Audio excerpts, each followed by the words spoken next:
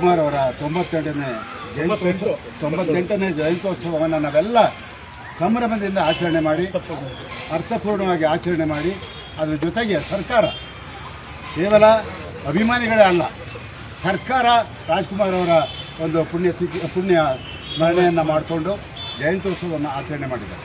ಆದರೆ ನಿನ್ನೆ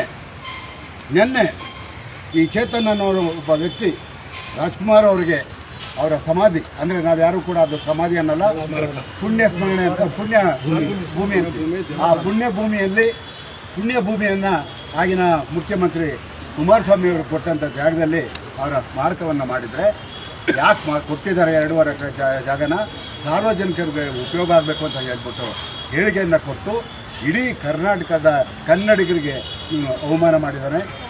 ಕುಟುಂಬ ಯಾವತ್ತೂ ಕೂಡ ನಮಗೆ ಸ್ಮಾರಕ ಕಟ್ಟೋದಕ್ಕೆ ಜಾಗ ಬೇಕು ಅಂತ ಕೇಳಿಲ್ಲ, ಯಾರೂ ಕೇಳಿಲ್ಲ. ಸಾರ್ವಜನಿಕರ ಸ್ವತ್ತು ರಾಜ್ಕುಮಾರ್ ಅವರು.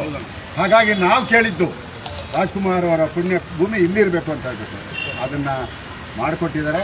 ಇವತ್ತು ಇಂಥ ಒಬ್ಬ ಅವಿವೇಕ ಬುದ್ಧಿ ಇಲ್ದಂತೂ ಅರೆ ಹುಚ್ಚ ಚಿತ್ರರಂಗದಲ್ಲಿ ಯಾವುದೇ ಸಕ್ರಿಯವಾಗಿ ಇಲ್ಲ, ಇವನೊಬ್ಬ ನಿರುದ್ಯೋಗಿ, ಇವನು ಅವಕಾಶವಾದಿ. ಇವತ್ತು ಯಾವುದೋ ಒಂದು ಅಹಿಂಸಾ ಇದನ್ನು ಅಂತ ಕಟ್ಕೊಂಡು 4 ಜನ ಇವನು ಹೆಣ ಹೊರಕ್ಕೆ 4 ಜನ ಇಲ್ಲ. ಇವತ್ತು ಅಂಥ ದೊಡ್ಡ ಮಹಾತ್ಮರ ಬಗ್ಗೆ ಮಾತಾಡ್ತಾನೆ. ಶಿವಕುಮಾರ್ ನಾಯಕು, ಶಿವರಾಮೇಗೌಡರು, ಸಿ ಕೆ ರಾಮೇಗೌಡರು, ನಾವೆಲ್ಲ ಇವತ್ತು ಅವ್ರನ್ನ ಪ್ರಶ್ನೆ ಮಾಡಿದಾಗ ನಾನು ಕೇಳಿದೆ, ಯಾವುದೋ ಟಿ ವಿಲಿ ನೋಡಿದಾಗ ನಾನು ಸಾರ್ವಜನಿಕವಾಗಿ ಕ್ಷಮೆ ಕೇಳೋದಿಲ್ಲ ಅಂತ ಹೇಳ್ಬಿಟ್ಟು ಹೇಳ್ದ ಮುಟ್ಟಾಳ. ಈಗ ನಮ್ಮ ಮುಂದೆ ಯಾರಿಗಾದ್ರೂ ನೋವಾಗಿದ್ರೆ ನಾನು ಕ್ಷಮೆ ಕೇಳ್ತೀನಿ. ನಾನು ಸಮಾಜ ಉದ್ಧಾರ ಮಾಡೋ ದೃಷ್ಟಿಯಲ್ಲಿ ಮಾತಾಡಿದ್ದೀನಿ ಹೊರತು ನಾನು ರಾಜ್ಕುಮಾರ್ ಬಗ್ಗೆ ನಾನು ಮಾತಾಡಿಲ್ಲ. ಅವ್ರ ಬಗ್ಗೆ ಬಹಳ ಗೌರವ ಇದೆ, ಹೀಗೆಲ್ಲ ಮಾತಾಡಿದ್ದೇನೆ.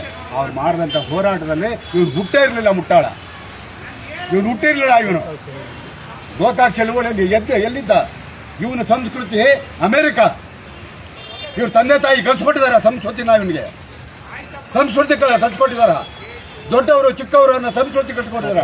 ನಾಳೆ ದಿವಸ ಇವನು ಬಿಟ್ಟರೆ ಮಹಾತ್ಮ ಗಾಂಧಿ ಬಗ್ಗೆನೂ ಮಾತಾಡ್ತಾನೆ, ಸ್ವಾತಂತ್ರ್ಯ ತಂದುಕೊಟ್ರಲ್ಲ ಪುಣ್ಯಾತ್ಮ, ಅವನ ಬಗ್ಗೆನೂ ಮಾತಾಡ್ತಾನೆ.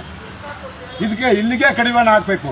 ಇನ್ನು ಮುಂದೆ ನಾನು ಸರ್ಕಾರದಲ್ಲಿ ಮನವಿ ಮಾಡ್ಕೊಳ್ತೀನಿ, ಇನ್ನೊಂದು ಸಾರಿ ಇವನೇನಾದರೂ ಈ ಥರ ಕುಹಕ ಬುದ್ಧಿಯಲ್ಲಿ ಬೇರೆ ಬಗ್ಗೆ ಮಾತನಾಡಿದ್ರೆ ಇವನನ್ನು ಗಡೀಪಾರು ಮಾಡಬೇಕು ಅಂತ ಹೇಳ್ಬಿಟ್ಟು ಸರ್ಕಾರವನ್ನು ಒತ್ತಾಯ ಮಾಡ್ತಾ ಇದ್ದೀನಿ.